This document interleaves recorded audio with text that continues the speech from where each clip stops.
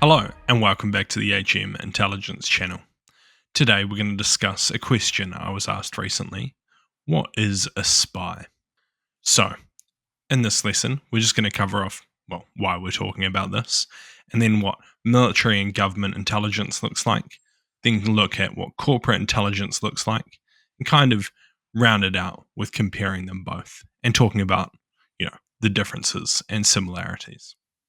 So, firstly, why? I was asked recently the question of what is a spy, and it got me thinking that this is seems like a simple question on the surface, but can be pretty complex when you dig down into it, depending on your level of understanding of how intelligence works. And for the regular person, it seems pretty simple. It's like James Bond, a guy who goes out and does secret missions on behalf of a government. But the realities are quite different, and how real intelligence operations work is just not James Bond. But there are some kind of close examples and similarities, which we'll take a look at. And in particular, the idea of a source and a handler. So this pertains particularly to human intelligence work, where you have a source who is the person that is handing over the information or is collecting the information on behalf of the handler. Often in news media, you'll hear it referred to as, a person was arrested for working for Russian intelligence in the UK. These are most often the sources of the actual Russian intelligence handlers. So the handler is the person who actually works for Russian intelligence, and he is handling the source, who is then collecting the information or conducting the operation on his behalf, more often than not for money. But yeah, so that is the general kind of crux of what a spy is and like how people generally see it as. So when people think of spies, the kind of closest example they're thinking of is a human intelligence handler, but they're kind of rolling up a lot of jobs there together. So when we look at how government and military intelligence really works, there's kind of multi layers to it. So at the top in this graph, you have the collectors, and I've broken these out into some pretty simple ones: signals intelligence, human intelligence, and your other intelligence streams, which could be imagery intelligence, etc., etc. I have another lesson if you want to learn more about these. These are then processed by analysts that specialize in that kind of intelligence collection. So you'll have analysts who specialize in dealing with signals intelligence, dealing with human intelligence, and then dealing with other types of intelligence. They're also kind of cleansing this information of how it was collected. One of the most secret things in intelligence is the source and the methodology of how it was collected.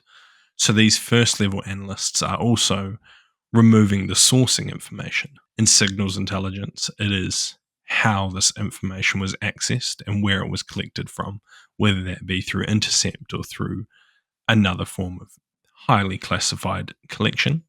It then needs to be rephrased and kind of reworded so that people don't know how it was collected, and the sourcing can maintain its secrecy so they don't lose that type of collection.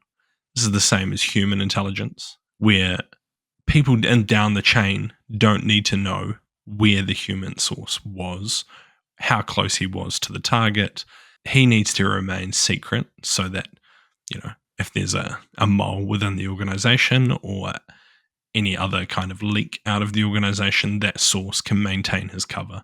And this kind of keeps him safe, keeps him happy, and collecting information for the organization. So that's what a human intelligence analyst is doing as part of their work before it's fed into bigger organizations. So you'll have like joint fusion centers and the likes, where this is the next step down, where we're looking at like all source analysts. So these analysts are fusing all these different types of intelligence together to form a much more comprehensive picture of a situation or a target or whatever it is they're trying to write their reports about, what they're writing their presentations and briefings about. And then these are flowing down to the decision maker. It's what intelligence is all about helping decision makers make informed decisions. So, yeah, it kind of flows from the top to the bottom. This is a very simplified version, but a general gist of how intelligence really works. So, as you can see, sadly, not like James Bond, a lot more steps, a lot more reading and writing and talking. It's just not as cool as it's made out to be in the movies. And then we get on to corporate intelligence. Corporate intelligence is much more streamlined and much slimmer in its processes, depending on what kind of organization you're in. And that is primarily just due to cost restraints and the amount of money a company is willing to spend on intelligence. Because a corporate company is all about making money. Every analyst costs money, and this needs to be a profitable business. So you have either embedded intelligence or external intelligence support. But in general, the analyst is also the collector, and they're generally getting their information from open source intelligence collection, whatever level that may be, whether it's collecting it just from news media or going to the dark net and collecting it there or scraping websites. There's a wide range of open source intelligence collection, and there's many different levels. There's also a level of human intelligence that is conducted within the corporate world. However, the legalities and tactics involved here are quite different to the government and military sector. So, yeah, a lot more restrained, but similar to how journalists work, still need to do their source protection. They still need to, verify and make sure the information they're collecting through these human sources is credible. But it's much more simpler. The person doing the collection is almost always also writing the reports and then passing these down to the decision makers who, if you're in a company or in an organization, then they're people you work with day to day, people you know and have built rapport with. So you're having conversations and it's much simpler.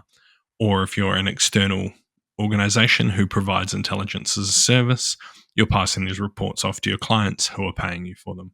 So, yeah, that's kind of how corporate intelligence works in comparison to government intelligence. So, yeah, that's kind of just the crux of this lesson, just having a look at, what is a spy? It's not James Bond, sadly. How a government breaks out their intelligence organizations, and then compare it to how a corporate company does as well. If you have any questions, make sure to chuck them down in the comments below or just send me a DM on Instagram. Thank you for watching this video. I've been your host, Daniel, and I'll see you again next time. See you!